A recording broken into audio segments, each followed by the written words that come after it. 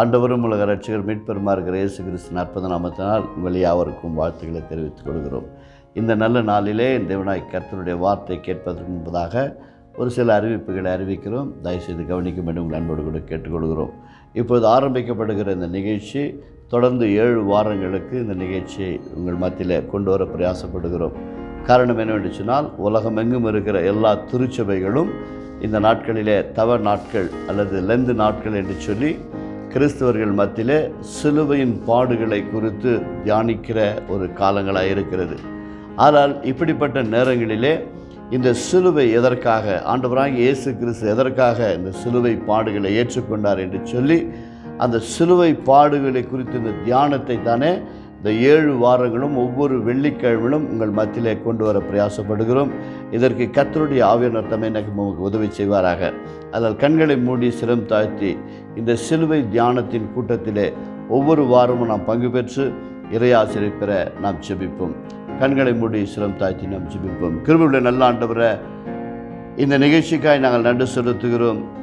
உலகமெங்கும் இருக்கிற எல்லா திருச்சபைகளிலும் இந்த லெந்து நாட்களிலே தவ நாட்களிலே 40 நாட்கள் அளவும் நீர் எப்படி இந்த பூமியில் மனித அவதாரம் எடுத்து வந்து மனித குலத்தை மீட்பதற்கு முன்பதாக இரவும் பகலுமாக உண்ணாமல் உபவாசம் இருந்து செபித்தீர் என்று வேதத்தில் பார்க்கிறோம்.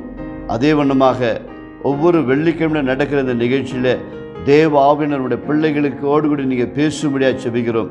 எங்களை தாழ்த்துகிற வெறுமையாக்குகிறோம். ஒவ்வொரு வார்த்தைகளும் நம்முடைய பிள்ளைகளுடைய வாழ்க்கைக்கு அது ஆசீர்வாதமாய், எதற்காய் நீ கல்வாரி சிலுவையில் பாடுகளை பட்டீர் என்ற அந்த பாடுகளை குறித்து தியானிக்கிற இந்த சிலுவையின் பாடுகள் தியான நாட்களிலே கர்த்தருடைய ஆவியானவர் ஒவ்வொருடைய மனக்கண்களை திறக்க முடியாது செபிக்கிறோம். இந்த நிகழ்ச்சியை பார்க்கிற அத்தனை தேவ பிள்ளைகளையும் கர்த்தர் ஆசீர்வதிப்பீராக.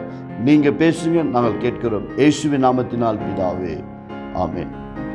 ஆண்டவரும் உலக ரட்சகர் மீட்பெருமா இருக்கிற இயேசு கிறிஸ்துவின் அற்புத நாமத்தினால் மீண்டுமாய் வாழ்த்துதலை தெரிவித்துக் கொள்கிறோம். இந்த நாளிலே அன்பு சகோதரர் சகோதரிகளே, எபிரேயருக்கு எழுதின நிருபத்திலே 2ஆம் அதிகாரம் 18வது இறைப்பகுதிகளை நாம் வாசிக்க கேட்போம்.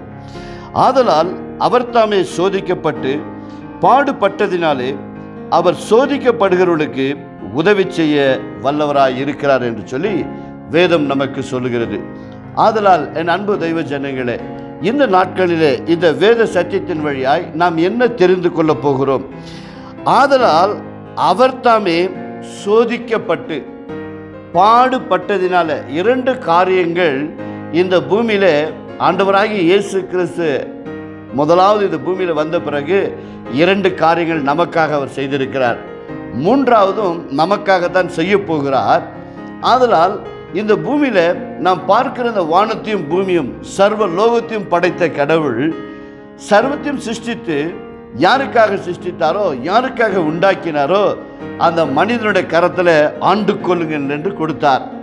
ஆனால் மனிதனோ அதை ஆண்டு கொள்ள வேண்டிய மனிதன் ஆண்டு கொள்ளாதபடிக்கு ஏமாற்றப்பட்டு வஞ்சிக்கப்பட்டு பிசாசினால் சிக்குண்டு அவனுடைய வார்த்தைக்கு அவன் கீழ்ப்படிந்து போனபடியால் அந்த ஆண்டு கொள்ளுகிற தன்மையை இழந்து போனான்.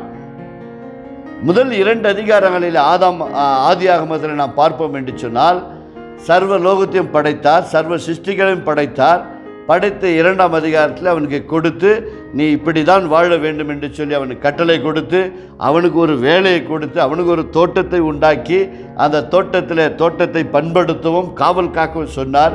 சாப்பிட வேண்டியதை சாப்பிட வேண்டும், சாப்பிடக்கூடாததை சாப்பிடக்கூடாது என்று சொல்லி அவனுக்கு ஒரு ஆசிரியர் ஒரு மாணவனுக்கு கற்றுக் கொடுப்பது போல, ஒரு பெற்றோர்கள் தங்கள் பிள்ளைகளுக்கு கற்றுக் கொடுப்பது போல ஆதாமுக்கும் ஏவாளுக்கும் கற்றுக் கொடுத்து அந்த ஏதேன் தோட்டத்தில் கொண்டு வந்து வைத்தார்.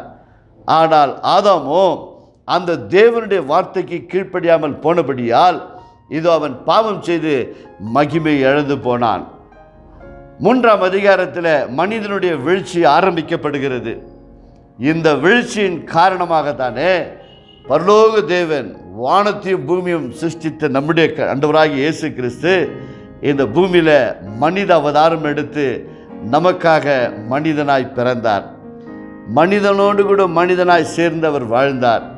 இப்போது 30 வயது நிறந்தவராய் அவர் மூழ்கி ஞானஸ்தானம் எடுத்து இப்போது கரை ஏறின உடனே பரிசுத்த ஆவியானவர் அவரை வனாந்தரத்திலே கொண்டு போய் 40 நாள் இரவும் பகலும் உபவாசம் இருந்தார் என்று திருமறை நமக்கு போதிக்கிறது.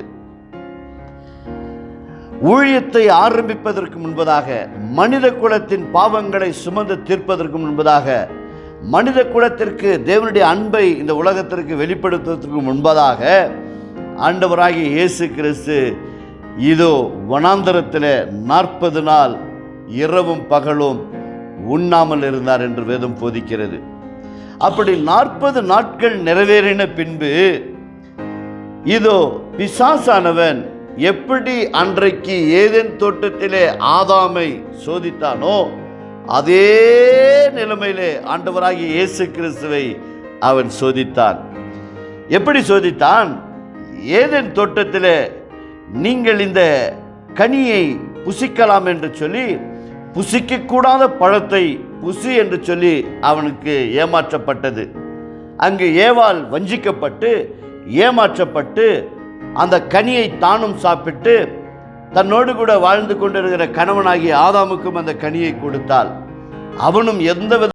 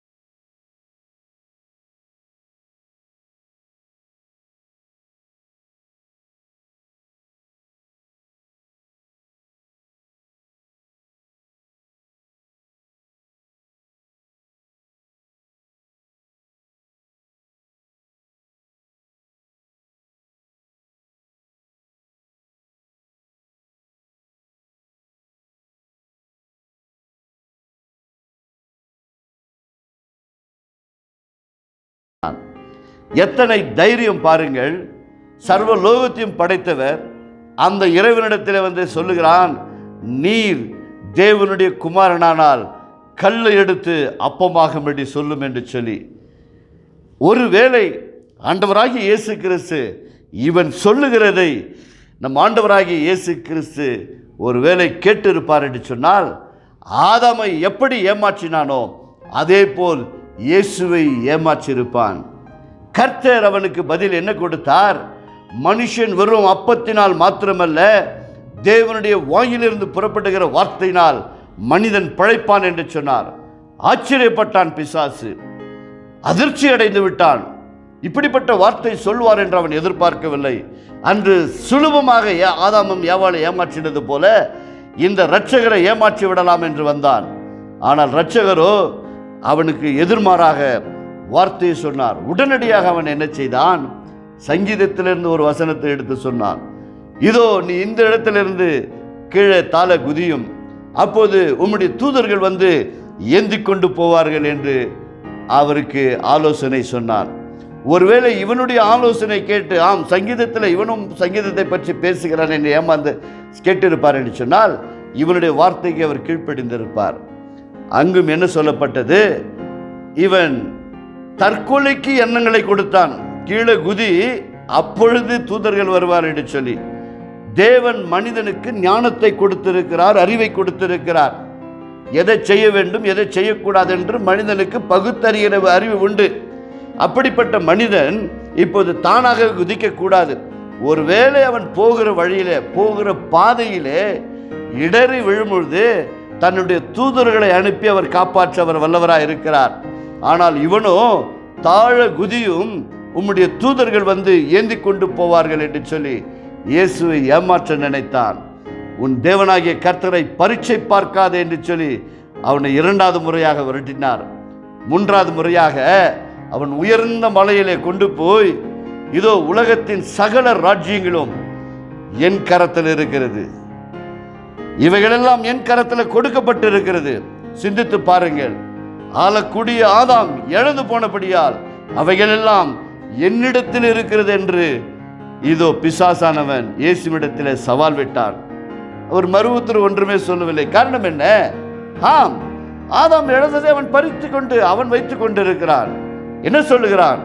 இதோ எனக்கு இஷ்டமானவனுக்கு இதை கொடுத்து விடுவேன், இதோ உலகத்தின் ராஜ்யங்கள் எல்லாம் என் கரத்தில் இருக்கிறது, ஒரு முறை என்னை வணங்கிவிடு, எனக்கு இஷ்டமானவனுக்கு இதை கொடுத்து விடுவேன் என்று சொல்லி இயேசுவை வஞ்சிக்க நினைத்தான், இயேசுவை ஏமாற்ற நினைத்தான்.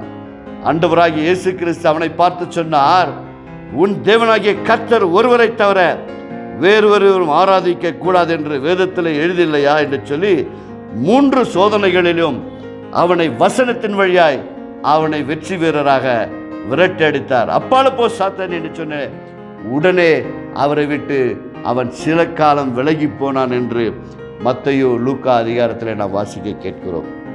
என் அன்பு தெய்வ ஜனங்களே, மனித குலத்தை மீட்க வந்தவர் வெறுமனமே வந்த உடனே நம்ம மீட்டு விடவில்லை.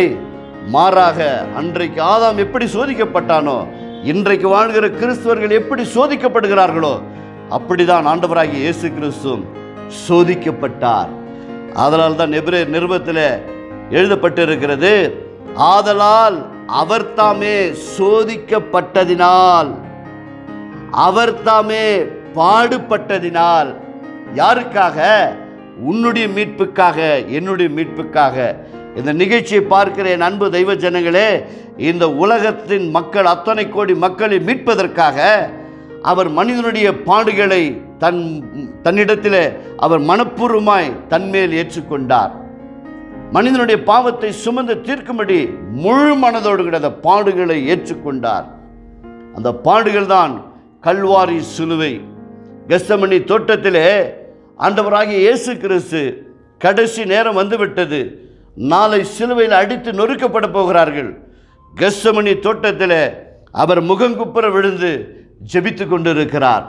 இன்னும் யாரும் அவரை அடிக்கவில்லை, இன்னும் யாரும் அவரை தொடவில்லை. குளிர்ச்சியான வேலை. ஏதேன் தோட்டம் என்று சொன்னால் எப்படி இருக்கும்? சிந்தித்து பாருங்கள்.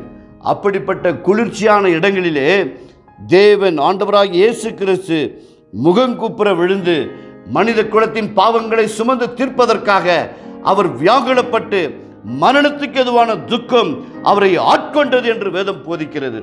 லூக்கா 22 அதிகாரம் 44வது வசனத்தை வாசித்து பாருங்கள். அவர் வியாகுலப்பட்டு முகங்குப்புற ஜெபிக்கும் போது, எந்த மனிதனை இதோ நீ பாவம் செய்தபடியால், உன் மனிதனுடைய வார்த்தை நீ கேட்டபடியால் உன் நிமித்தம் பூமி சபிக்கப்பட்டிருக்கும், ஆதலால் நீ உயிருள்ள நாளெல்லாம் இதோ உன்னுடைய நெத்து வேர்வை நிலத்தில் விழுந்து நீ கஷ்டப்பட்டு தான் சம்பாதித்து தான் சாப்பிட வேண்டும் என்று சாபத்தை இட்டாரோ, அந்த சாபத்தை மனிதனுடைய குலத்தின் பாவத்தை சுமந்து தீர்ப்பதற்காக ஆண்டவராகிய இயேசு கிறிஸ்து கல்வாரி சிலுவை சுமப்பதற்கு முன்னதாக கெத்செமனி தோட்டத்திலே அவர் முகங்குப்புற ஜெபிக்கும் பொழுது இரத்த துளிகள் இதோ பூமியில விழுந்தது. மனிதன் வாழ்வதற்காக நெத்தி வேர்வை விட்டான், மனிதனை மீட்பதற்காக ஆண்டவராகிய இயேசு கிறிஸ்து நெற்றி வேர்வை இந்த பூமியிலே துளிகள் விழுங்கப்பட்டது. யாருமே அவரை அடிக்கவில்லை. மனிதனுடைய பாவங்களை சுமந்து தீர்க்க அவர் நினைக்கும் பொழுது அவருடைய உள்ளத்தில் ரத்தம் கொத்திட்டு அது மேலே வந்து பூமியில விழுந்தது, பெருந்துளிகளாய் விழுந்தது என்று வேதம் சொல்லுகிறது. சிந்தித்து பாருங்கள், மனித குலத்தை எவ்வளவாய் கர்த்தர் நேசிக்கிறார் என்று சொல்லி. இந்த நேசிக்கிற தேவன் தான் வேதம் நமக்கு சொல்லுகிறது.